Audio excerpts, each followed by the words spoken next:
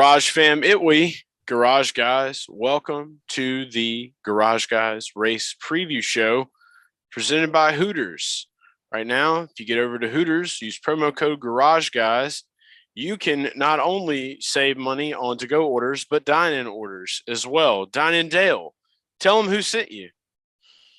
Yeah, I mean, Chase Elliott sent me on Monday to the buy 10, get 10 free. I hope everybody utilized that deal because of Chase Elliott's win last weekend at Atlanta. But if Dine and Dale, aka me, sends you, you can save $10 on any dine-in order, $40 or more, just by telling your waitress about promo code Garage Guys, valid at HOA locations, and the offer is redeemable for food, non-alcoholic beverages, and merchandise. Tell them Dine and Dale sent you to save $10 on your $40 order when you go to Hooters. Hooters is the official sexy chicken wing partner of Garage Guys. And Captain Carryout has your next one. It is very true. Yeah. Or if you're like me and you're on the go all the time, you just get to go and you use promo code Garage Guys. You're going to save $10 on any order, $30 or more. And it's valid at participating locations for delivery and carryout orders only. I had carryout orders all the time here in the RV. Not only am I feeding myself, we have to feed small Jeff Gordon and Jarrett Jr., which, by the way, Jarrett Jr. has been eating a ton of Hooters lately, and look how ripped he's getting. Okay. You only get that with Hooters right there. All right. I got some beads, dude. He's ready to go hit Mardi Gras, even though it's like going to be a long time away. Jarrett Jr. is ready. So he's gotten some true quality care from Hooters, I guess you could say, right? That's it. He started eating Hooters. It turned him into Tim Richmond almost. So there's that. But yeah, it's like a Noah Gragson doll. No, Noah Gragson doll, kind of. If there was a doll that was Noah Gragson, it definitely would come unzipped at the top, right? Mm-hmm. Just with a mullet instead of a helmet. It would have to. I want to know what it would take to get Noah to grow a mustache. That's one thing we haven't really seen him do yet. I feel like he's done it before, maybe a couple years ago. Maybe he's had to. I feel like he's done everything. Probably give him some thickening. He needs a little bit of thickening for his hair, something like that. No, I'm in the same boat too. Well, I mean, my mustaches can get real thick, but the rest is just patchy, If you didn't have the mullet, you'd have like a V for Vendetta thing going on, like all the way. You ever seen that movie, V for Vendetta? I haven't. I know what it is though, but no, I haven't seen it. You got the little triangle. 2005. Yeah, you got the little triangle right there. Oh yeah, the soul patch. That's it. Is that what that's called? Yeah. That's it. Dale Tanhardt, soul patch guy. That's it. That's the new thing. It's got to be it. All the way. So fuck a mullet. We're going soul patch, shaved head. And that's it. We'll get you a bandana. You'd be like Prison Mike. Here we go. Oh, right yeah. Here. Yes. Purple bandana. It looks white on the screen, but it's actually like a lavender. There we go. Yeah, his was like super purple, like way more purple. You got to get it is a start, and I can live with that. I can work with that. We love it. So obviously we're not in the same area. I love St. Louis so much that I'm on my way back there. I'm going to do Formula Drift this weekend. I'm excited. I get to watch cars slide. Dale is holding it down in the heart of America. Had a great Dale Center today. That you ended up wearing the Merry Christmas with Harry Gant tie. That was. I wanted to go with the classic NASCAR tie. I'll have to put that for next week. But the people, I try to be a man of the people, and the people wanted Harry Gant Christmas. So that's what we went with, and it looked good. It looked super good. So happy I got to wear it. I think it brings excellent juju, energy, electricity to the bets this weekend, and I'm due for a comeback after a not so great last weekend. Between all three NASCAR National Series, and especially Cup. So we're due for a good one, and got some good bets on Dale Center. Got some good bets here on this preview show coming up in whenever the fuck we want to tell you. Yeah, exactly. Which will be pretty quickly. So yeah, I will say this much. I can't wait to see your full card. And if you haven't watched Dale Center yet, go watch Dale Center. It's live. Literally, you can watch it as it's happening. You can be a part of the conversation. If you haven't done it yet, go do that. You can find it everywhere. That Dale is on the internet, and also Garage Guys YouTube, where we encourage you to go and watch it because we want you to subscribe. because we're not going to lie to you. We're not going to give you no propaganda. Go subscribe to that shit. We need money. Thanks. So anyway, going into it, yeah, I hope we blunt. have. Yes, I agree. Yeah, you got to be. Be blunt. We're men of the people. We're honest men. So yeah, at the end of the day, I hope we have some bets aligned this week, and to ensure the extra energy, I'm probably going to come out of retirement and go buy a can of Skull just because, and just get a fat dip and enjoy a race on Sunday. But let's dive into it. So you got to talk about some of your bets today. I'll kick it off. I logged 2 bets so far on Action Network. You can find those in all of our links on social as well. You can go subscribe to our picks and get notifications, so that way you're always in the know when we make bets. However, there are some bets that cannot be logged on Action Network, which is why you watch this show, because this is where we talk about the majority of those bets. So I'm going to talk about some of the Action Network bets, some that you won't see on Action Network that'll all be here. And I'll kick it off with the first one. I went ahead and put half a unit on Aric Almirola, the Bacon Boy himself, to win this race after he won it last year. And we screamed and cried and kicked ourselves while we were in the middle of a full-blown redneck shanty town party in Michigan. Otherwise known as Faster Horses. Hell of a time. If you are in college, don't care where you are regionally, you got to go. It is. I wish I knew about this, and I hate country music, but I wish I'd known about this event when I was in college, because it's fucking insane. That's all I'll say about it. It was fun. But if you're 30, buckle up. Yeah, if you're 25, dude. I just at 25, I could almost keep up, like almost, and it was so much. It was just so much. I still felt like I was getting, and that's just how it is. I was getting outrun by these kids. They got more in the tank. But watching that race sucked, because Christopher Bell was like my top play both races, Xfinity and Cup. He won the Xfinity race, and then the race got shortened due to darkness. With 30 to go, they were just like, it's getting too dark, 10 laps to go. They just cut 20 laps off, and Bell was running him down, and that sucked. That sucked a lot. But you got Almirola? What'd you put on him one more time? So I got Almirola at plus 2,500. We got half a unit. It's the only unit count that I'm telling you about here. You can check the rest of them on Action. But I went and put half a unit on it. I said, you know what? It's Bacon Boy's last year. I have not bet on him once at all this season on anything whatsoever. I feel like I have to just do it. I'll pay my tribute to bet on Aric Almirola this weekend. It's a huge roll of the dice. Chances of him winning, realistically, 50-50. Let's be realistic. It's a coin flip. If SHR, it's probably lower than a coin flip, but let's, hey. So said we weren't gonna lie. You're right. Let's not lie. Look, I really do feel like if all the things line up correctly, if SHR really plays on the narrative that I'm looking at, which is where this is one of the tracks that he has been really decent at. Okay. This is his last year racing. I feel like they could just put a lot of heat behind him this weekend to try to propel him to victory. And it would be cool to see him get a 2-peat. Plus, he could prove to people that Christopher Bell wasn't actually running him down. He was actually just driving, and that he didn't win that because of the moon, that he won it because he's Aric Almirola and he likes lobster. And that's the main reason that I'm betting on this one. And I know a lot of people aren't, and a lot of people don't care, but I'm going to do it regardless. So it's interesting because he really did nothing here when he was with Richard Petty Motorsports. And then when he joined Stewart-Haas in 2018, he has 4 starts here, 3 top 10s, 2 top 5s. Worst finish is 11th. So the guy has figured something out. Stewart-Haas has been good here, even with Kevin Harvick. Tony Stewart was pretty good here even before that. Cole Custer's 2 starts, like his best average track as well. The only piece to the puzzle is missing on Stewart-Haas running well here as a full organization is Chase Briscoe. So, I think Almirola is going to be a popular play.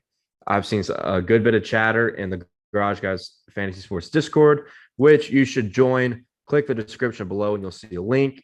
Excellent community, thriving, profitable, a lot of fun. But a lot of Free. chatter about Almirola. Opened, yes, free. I missed the most important part. Yeah. But Almirola opened at 30-1, I think, on DraftKings, maybe on Barstool too. And it's at 25-1. Still worth a shot for the guy, the defending winner of this race. He's been really good at flat tracks this year as well, especially on the qualifying side. So I don't hate the pick.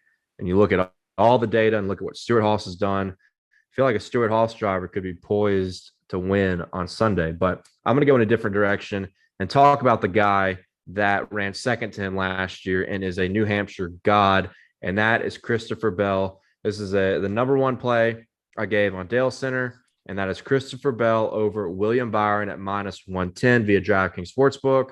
This line to me is crazy because Byron is also -110. Christopher Bell has 7 starts at New Hampshire between the Cup Series, the Xfinity Series, and the Truck Series. 7 starts, 6 top 2 finishes, and 4 wins. That is incredible.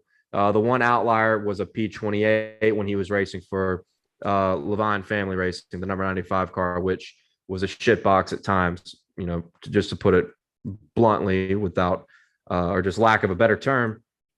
That was the only time he finished outside the top 2 in 7 NASCAR National Series starts at New Hampshire. Talked about it. He finished second last year. He's been pretty good at flat tracks this year. I think we've expected him to be better than he has, but this is just a great track for him, a big confidence boost, I think, for a guy that is right on the edge of the playoff bubble. The playoff narrative, I think, has a big impact in these final, we got 4 or 5 races left until the playoffs when we get to Daytona. So I think C. Bell is primed to have a great run. I'll go ahead and throw plus 1,800 to win via DraftKings. I'll probably be on it. I think he is plus 500 or plus 400 for top 3. Probably be on that. And then plus 220 for a top 5 on DraftKings. But the big play here, I think it could be worth 3 units, is Bell over Byron. Other side, you look at William Byron, has really struggled here. There's a reason why he's running the Xfinity race on Saturday, and that's to get extra track time at a place where he has really struggled at since joining the Cup Series. 4 starts, never finished inside the top 10. And Hendrick Motorsports in general has not been great here over the years. So William Byron is on the opposite side of the spectrum compared to Christopher Bell. And it has just had a dreadful stretch going back to like Darlington, where he could have, should have won that race, but got moved by Joey. It's been an awful stretch for William Byron ever since he won at Martinsville. So considering that on the momentum side, I know Bell didn't have a great run at Atlanta, lost the tire. Everybody talked about the fucking Bubba Wallace pit crew change. They were right, I guess. But I really think unless Bell has a catastrophic error on pit road, which I don't think will happen, I think Bell beats Byron handily this weekend. So lock that in as a top play for me in the weekend. I just want to say this one thing. I'm wearing a number 20 Joe Gibbs Racing shirt right now.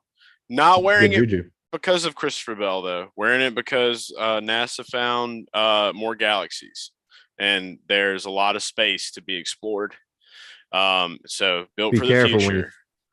I would be careful when thinking about that. You could drive yourself fucking crazy, even though it is unbelievable. I'm really cool. I'm ready to go. I've already changed my profile picture on Twitter. Instead of the normal purple universe, it is now galaxies where my head is. So now we're out of, our galaxy. We're out there into multiple galaxies. Other billions of planets. Yes. Love that. Yeah. It's going to be great. So yeah, it's hard. You always know it's hard for me to bet on Christopher Bell on any given Sunday. I'm just not a person that likes to bet on Christopher Bell. I've been pain ridden by Christopher Bell multiple times in my life. So even when he wins and I would lose everything, I would still be happy that I did not bet on Christopher Bell. It's crazy. Before you get to your next pick, I just want to say this. I've got my log open of like a driver breakdown.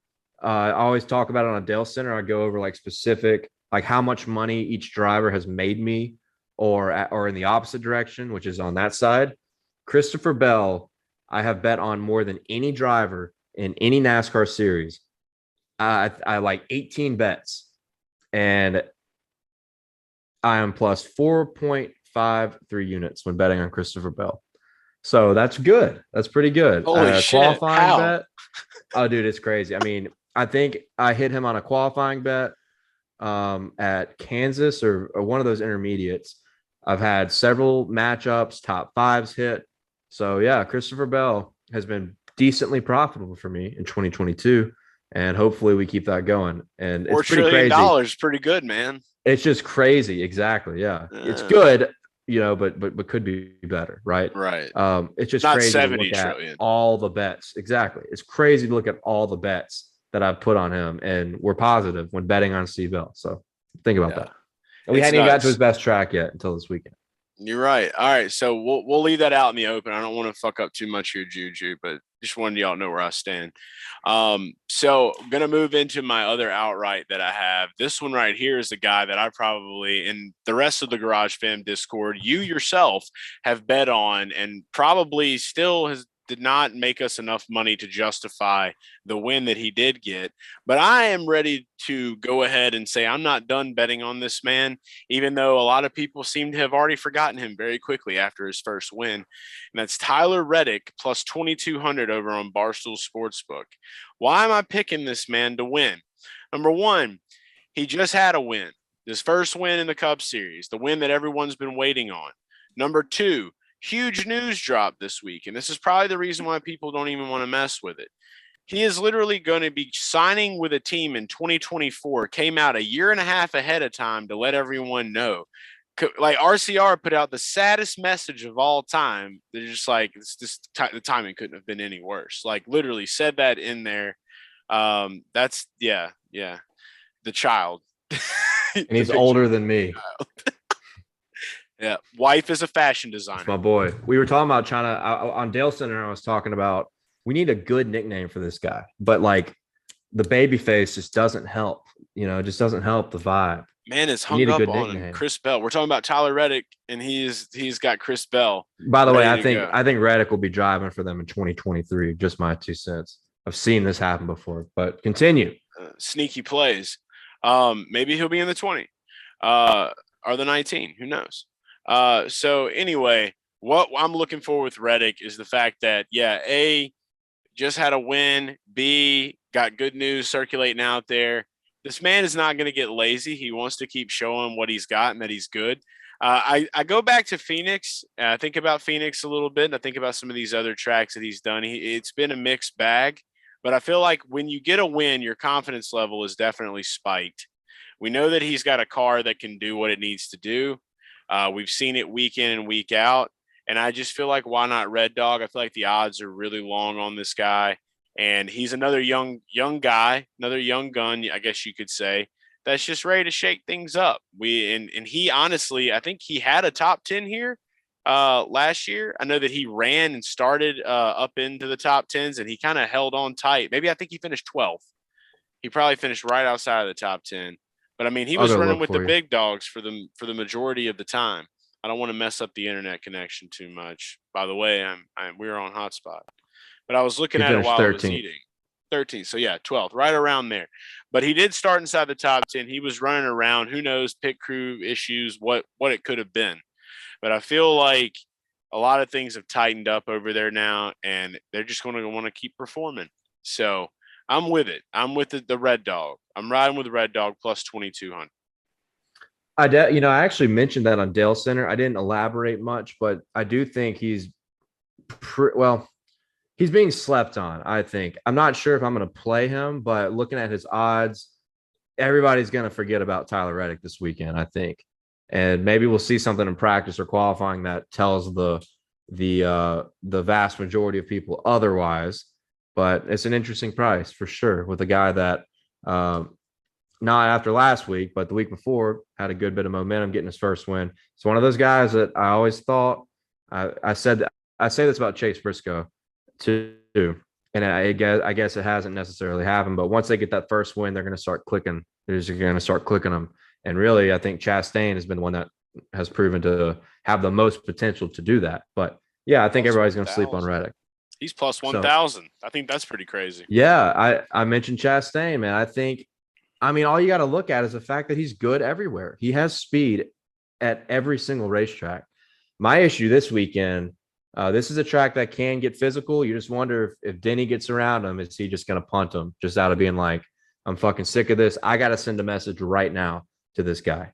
That could happen. So we'll wait and see on Chastain, even Tyler Reddick on my end. But I'm going to shift over to Team Penske and talk about Joey Logano, who has been the flat track king in 2022 and even dating back a few years. So you look at Logano, won the Clash, was very fast at Richmond, got a top 10 at Phoenix, came to Gateway, won that race, had the best car of the weekend, and had a great duel with Kyle Busch and beat him. Me and you both had him at Gateway, which is awesome. Joey's been very profitable for me in 2022. I got my eye on Logano for a top 5 at plus 130. I think it's crazy, absolutely crazy that he is plus money for a top 5 when you look at how good he's been at these flatter racetracks in 2022 and dating back to 2019, looking at New Hampshire, Phoenix, and Gateway. He's got 8 top 10s in his last 9 and 6 top 5s in that span. So the consistency at this style of racetrack, and then you combine that with what we've seen in the Gen 7, Next Gen Joe, has been remarkable. Throw in Martinsville too. Finished second at Martinsville. Now I know there's some debate on everybody can differ on what they want to use for track data, but I'm looking at Phoenix, I'm looking at Richmond, I'm looking at Gateway, and maybe a little bit of Martinsville as well. So you look at all those tracks, Joey has performed well at every single one of them. I know you're going to look at Richmond and say, oh, we finished 17th or whatever. Well, he had a top 5 run going, and they had a jack break on one of the late race pit stops, ruined his day there. But he had the speed. He's shown the speed over the last 3 to 4 years. And this style of racetrack, 2 New Hampshire wins to his name as well. Give me fucking Logano. I mean, plus 700 to win. I'll probably be on that. I think he's going to qualify super well. We have the potential to see those odds diminish into something more expensive. But right now, the top 5 at plus 130 is a hammer time bet for me. And that is via Barstool Sportsbook all day. Next Gen Joe, baby. That's it. I love it. I think that if anybody would disagree that that is a bad bet, probably does not watch racing or has not watched any racing this season. That is an incredible bet right there. And even if the odds diminish for him to win after good runs, I mean, we've still been able to profit on him this season. I'm pretty sure every win that Logano has had, we have bet on him. I'm pretty certain of that. Darlington, we didn't. Neither one of us had him at Darlington. You're right. Yep, that was the day that we lost 401s. The day you cried outside of a Popeyes. Joey has been a 401k savior on those, just from those other 2 wins, and maybe I've had him for a couple of matchups throughout the year. Group bet, he's been great. He's been excellent. So has he ever won this race? Yes, twice. Okay. Now one of them was rained out in 2009, I think, and it was his first career win. And you're in your shirt right there in the number 20. And then he came back here and won, I think, in 20. I don't have stats pulled up. 2014, I think he won, but he's run top 5 here just consistently over the years. So he's a threat. Good food for thought. For sure. I'm only betting on Joey at racetracks he's never won or new tracks to the series for the rest of the season. That's when I'll bet to win on Joseph. It's a decent point. That's all he's done this year. Exactly. So we do like that. Next bet, I'm going to move out of the outright zone. I'm going to go into something that I haven't done in a while, which is group betting. Over on Barstool Sportsbook, if you go look at Group E right now, you'll see 4 drivers. One of those drivers is going to win, and his name is Austin Dillon. The odds are plus 280, and that's for him to finish ahead of Brad Keselowski, Chris Buescher, and Erik Jones. This is far beyond impossible. The value is there. And yeah, Eric, we look at it, Austin Dillon, and we think, okay, what really has he done? Well, Martinsville is a track that we want to compare this one to, right? That was some pretty excellent shit he did at Martinsville. When you look at some of the other data that he has here, I think he's been around the top 15 area most of the time at this track, if that's correct. Maybe not. Yeah, I think he has a couple top 10s, 1 or 2 top 10s. And I think Martinsville isn't the most accurate source of data to use, but I think it can be used for sure. And he was really good at Martinsville. Had pit top crew 3 fast. Speed.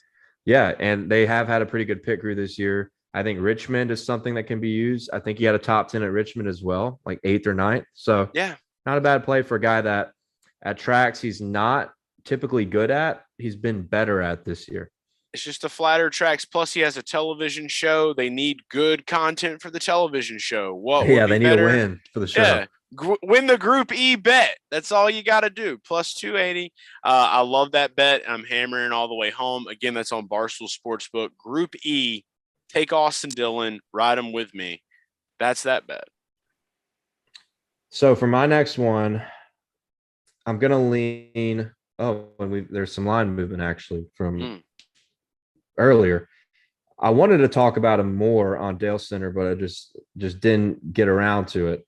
Somehow, I can't believe I didn't talk about this guy much, but now we have the opportunity to say something about him, and that's Kevin Harvick. And I'll go ahead and say it. My one concern, and this is a concern with C. Bell, it seems like everybody has their retirement fund on C. Bell. Excuse me.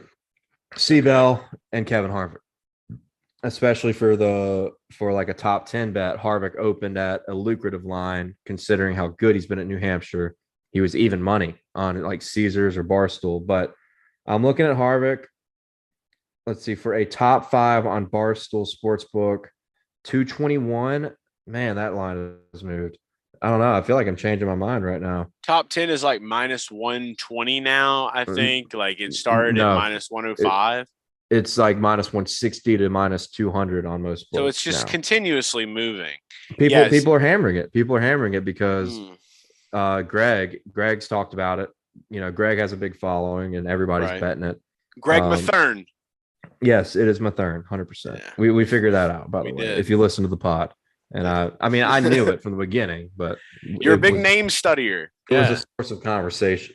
I got to do something with Kevin Harvick. I'm not sure what it's going to be yet, but when you look at his results here, he has been phenomenal at New Hampshire. And it seems like as he's kind of fallen off quite a bit from his 2020 season, these shorter tracks and like Bristol, New Hampshire, Richmond, he's still been really good at it and has contended for wins. As we saw Bristol fall of last year, arguably had the best car in Richmond earlier this year, finished second to Denny Hamlin, but you couldn't pass. So that hurt that one. And then you look at New Hampshire, last 10 New Hampshire races, 7 top 5s, 4 top 3s, and 2 wins. So, and then you look at adding more, you look at what Stewart-Haas has done. Last year, Kevin Harvick led a lot of laps, finished 6th. Aric Almirola, his teammate, wins the race. Cole Custer, another SHR guy, his best average finish at any track has got to be here with a minimum of 2 starts. So I think Stewart-Haas is going to come to play. I like Kevin Harvick.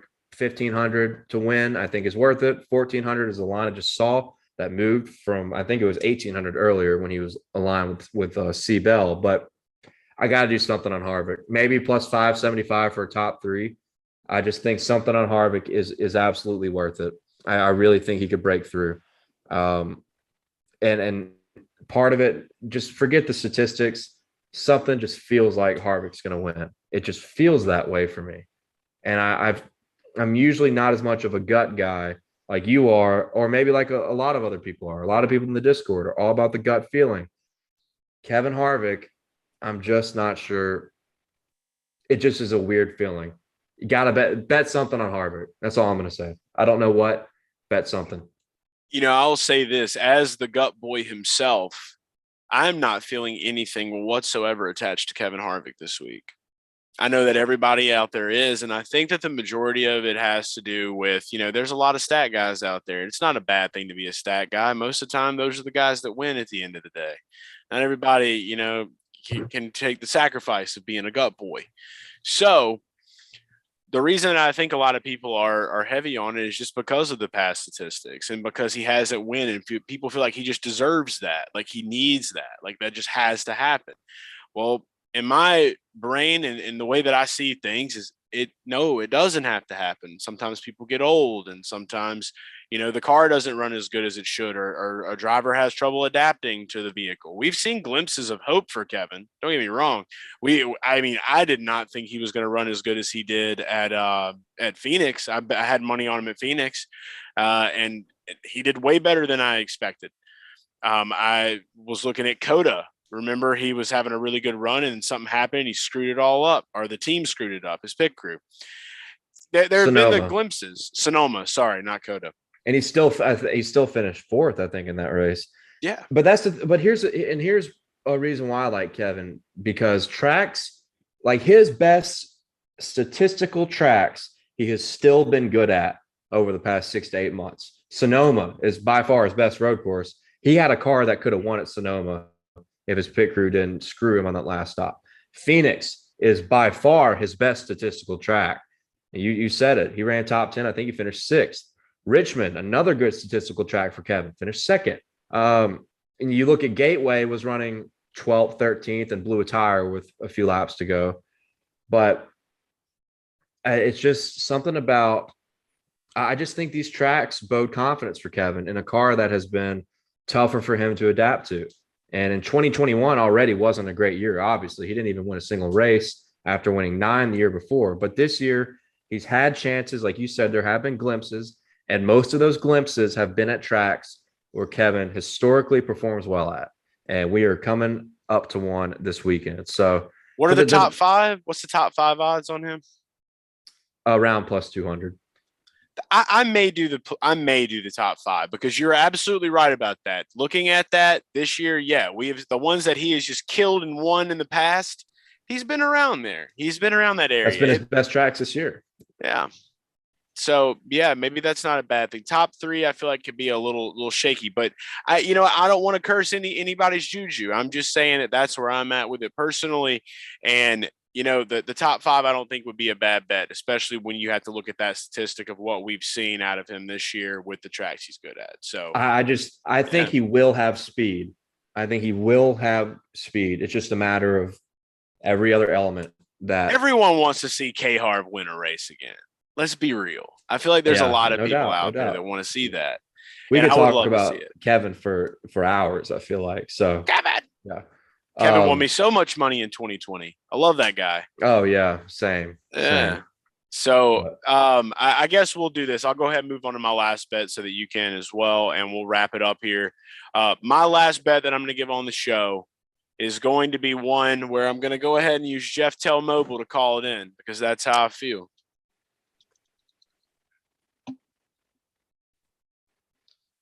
What's up, fuckface? I'd like to go ahead and put some money down. I'll just let you know how much money I want to put down. I'll wire it to you because the unit counts on Action Network. Actually, just go look at that because I don't have time to tell you. I'm going to go ahead and bet on Ricky Stenhouse, top 10 at plus 8. I guessed it before you said it. I guessed it before you put it out there. Oh, Dale guessed it. He also said, fuck you. Yeah. He'll talk to you. Tell him that. All right. Bye. All right, it's locked in. It's locked in right now. It's Ricky Stenhouse Jr. for a top 10. And I got that over on FanDuel plus 850. He's still there. And look, say what you want. This may not be a good track for Ricky for a top 10. Motherfuckers had 5 top 10s and 1 top 5, a second place finish this season. The playoffs are coming up. At some point, we got to rally. Things have got to get better. This is a season where we could see Ricky go to the playoffs. And you know what? I said earlier in the year that he would make the playoffs, and I can't be a liar. So he's got to get points to do that. I'm going in. I think that the odds are really long on this one, and I love it. And he's also driving the Minute Rice car. So 47 minutes is all it's going to take for him to get to the top 10 and stay there. And that's what we're rolling with. I use Jeff Tell Mobile to call Vegas. That was pretty good. I like the 47-minute thing. I'll do poll picks. I promised everyone on Dale Center I would talk poll picks here. And we actually all right, my confidence scale on the poll picks, probably a 6.5 out of 10 because I think I've done like 5 poll picks cards or 6. I hit my first 2 and then I've lost all of them. And I think twice one of my guys qualified second. So you have to believe. Has been tough on the poll picks, but I can't give up on them. There's potential for profitability. I'm going with 4 guys for the poll. And if one of these guys gets it, you'll manage a decent, solid profit. I like Denny Hamlin, a guy that's qualified super well this year. Great track for him also, additionally. Denny Hamlin, Austin Cindric, a kid that has qualified really well this year. One pole, multiple top 5 starts, has made the final group, it seems like every other race, and has qualified well at a variety of different racetracks. So love Austin Cindric to go with Denny Hamlin. Christopher Bell, 3 poles in 2022 at 3 different racetracks. Love him as well. They have been dialed in on qualifying, and I can't think of a better track for Bell to get the pole and qualify up in the top 3 than Loudon, New Hampshire, which is his best track ever. So give me C Bell at plus 1,200. Cindric is plus 2,000. Denny is plus 800. And my final guy, talked about him earlier. I think he's going to race super well, and I think he's going to qualify super well. And that is Joseph L. Logano. Next Gen Joe has been a great qualifier in 2022. He's been, I will say, he's been more sporadic than his Penske teammates, but when they have had speed, they've had some fucking speed. And I really think him and Paul Wolf, think about Paul Wolf. One thing I didn't say earlier, Paul Wolf is Joey's crew chief. Think about the guy that coached Brad Kay to all those New Hampshire wins in the 2-car, or most of them, Paul Wolf. So Paul Wolf knows how to get around here just as well as Joey Logano, just as well as Brad Kay does. So give me Joey Logano. I think also plus 800 for the poll. So you got 2 guys that are plus 800, one guy that's plus 1,200, and one guy that's plus 2,000. That's Hamlin, Logano, Bell, Cindric. 2 Gibbs guys, 2 Penske guys. I'm riding them. I don't know my unit count just yet. I'll wait on that. But I feel good. Like I said, confidence level 6.5 on those picks. It's time to rebound, and poll picks is a good way to start the rebound after getting wrecked in Atlanta for the Cup race last weekend. So no rebound for me. Hoping for layups. Just hoping for continued layups this week, and that's what we're going to go for. I do hope you rebound as well, because it's always good to alley-oop with you. So let's do that. And Paul Wolf loves lobster, apparently. So definitely good gonna have to food get for thought. Gonna have to get some lobster if we hit bets. Oh, big I don't know bet. where I'm gonna get it at, but because I'm not the biggest lobster guy, but I love will lobster. It's a giant crawfish. Yeah, it's just like $8,000 for like a pound. It's so overpriced. It's ridiculous. What if we got a pet lobster and then we ate it? No, let's not eat it. If we got a pet lobster, let's just have it. Let's just get a big tank and just let them swim around, like Just at keep Walmart. it? Okay. Yeah. Every time in New Hampshire, if we win, we put a new lobster in the tank, and hopefully they don't kill each other. Yeah. I mean, if anything bad happens, I mean, we could always just sell it to a really nice restaurant. Yeah. Or we could just eat it. We could just start a farm. We could raise lobsters. If one of them kills the other one, then we can just, all right, let's just cook it. He just got. Do they do that? murked. Are they cannibals? I don't know. Well, I didn't say they'd eat each other. I just said maybe they'll kill each other with their claws and stuff. Sure. I don't know. It's like Japanese fish fighting. Well, remember, if you ever went to Walmart as a kid, or Walmart, didn't Walmart have lobster tanks? Am I thinking of some Red Lobster? Okay, wait, Red Lobster for sure. When you would That's walk a restaurant. Yeah. Yes, yeah. Not a Walmart. I think someone answers. I think Walmart did though. I don't know if Walmart ever sold lobster. I No, mean, the I'm not saying Walmart they in my did. I just town thought didn't they sell had, lobster. Fuck, why do I think Walmart had? Okay, Red Lobster for sure did. You'd walk in and You eat those. yeah, and they'd have their claws taped up so they couldn't. Yeah, Mr. Krabs fuck people up. Why did I think Walmart? Oh no, I got the SpongeBob song in my brain now. Yeah, we were actually just watching SpongeBob before we started recording this, but I think if we get winners, in New Hampshire, let's start a lobster tank. 100%. I'm with it. I already know one guy I'm going to ride with you as an outright, like in my brain, and I'm just going to wait to watch him in qualifying. And if the odds are worse or better, I don't care. I'm going to take him anyway. I think you know who that guy is too. He drives the yellow. He drives the yellow car. That's all I'll say. He's a 401k savior. Mm-hmm. Yeah. So there you go. All right, I'm locked in, dude. I'm ready to go. I'm going to the casino. All right, that's a show. We'll see y'all later. I'm gonna skateboard up to the front seat. Enjoy the Formula Drift. That'll be cool. I will. Skirt.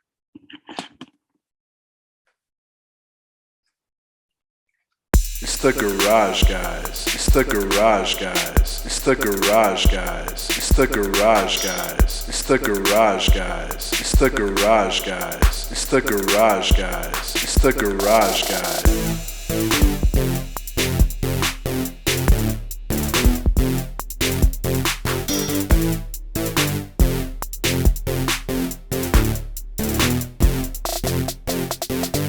It's the garage guys. It's the garage guys. It's the garage guys. It's the garage guys. It's the garage guys. It's the garage guys. It's the garage guys. It's the garage guys.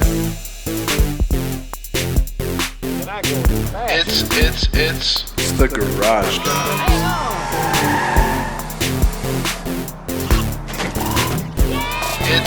It's the garage guys.